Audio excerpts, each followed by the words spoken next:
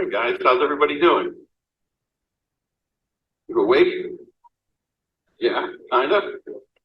So today's going to be my last children's sermon for a little while. Then I'm going to be taking a break from doing children's sermons and give somebody else a chance to share their story with you.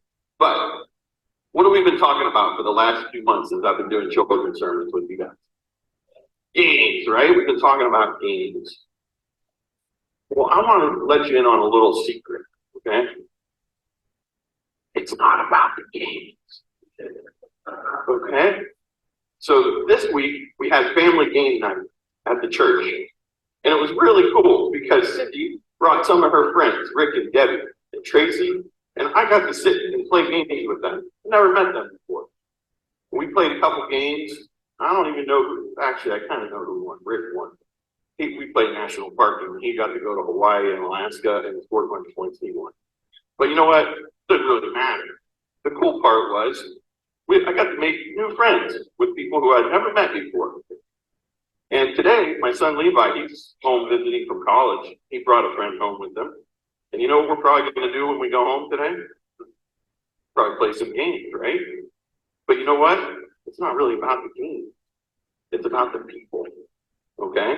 Games are just my way of getting to know people.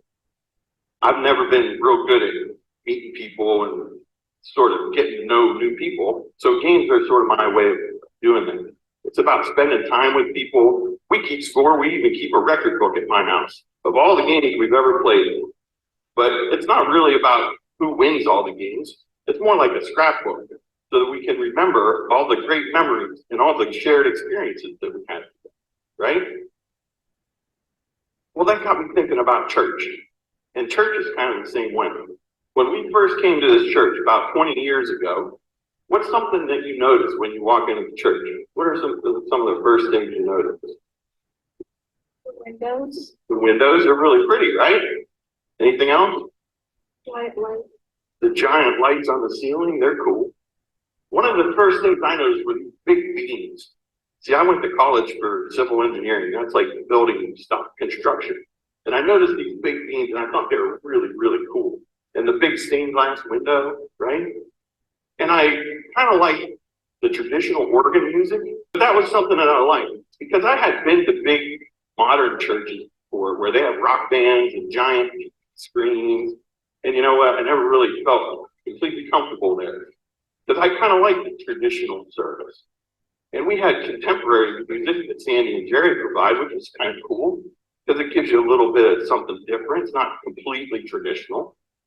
But at the same time, it kind of feels serious when you're in church. And I kind of like that. And so those were some of the things when I first came here that I kind of liked. And at that time, Pastor Dave Wilson was here, and he used to do sermons, and he would talk about being a dad a lot. And I really liked that because I'm a dad, and I could connect with him. And I kind of got a lot out of his sermon, right? But I'll let you in on a secret.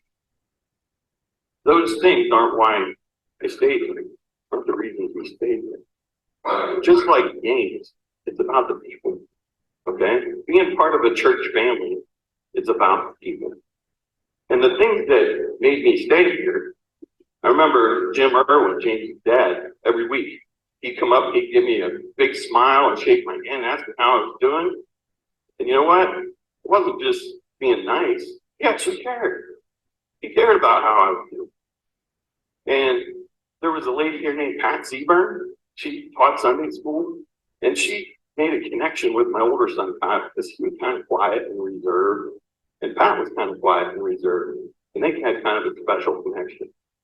And there was a lady here named Marcia who ran the nursery downstairs.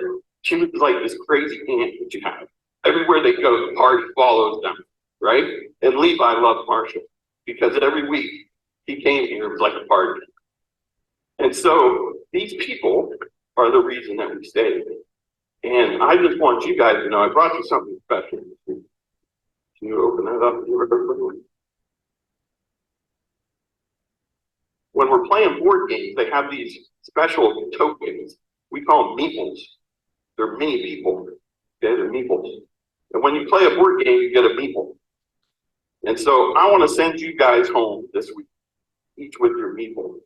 And what I want you to remember when you see that is that it's not really about the games. In church, what it's all about is the people. The people here, the people who have made a commitment to support you guys and love you guys. And any time in your life that you're struggling and need somebody to talk to any of these people. Now my wife's gonna make me cry. But the people here have made a commitment to love and support you guys. Okay? And so when you look at that, I want you to remember that you're part of this church family, and that's what being part of a church family is all about. Okay? Let's close our eyes and say a prayer.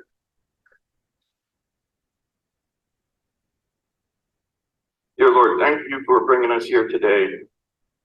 And thank you for surrounding us with a loving church family.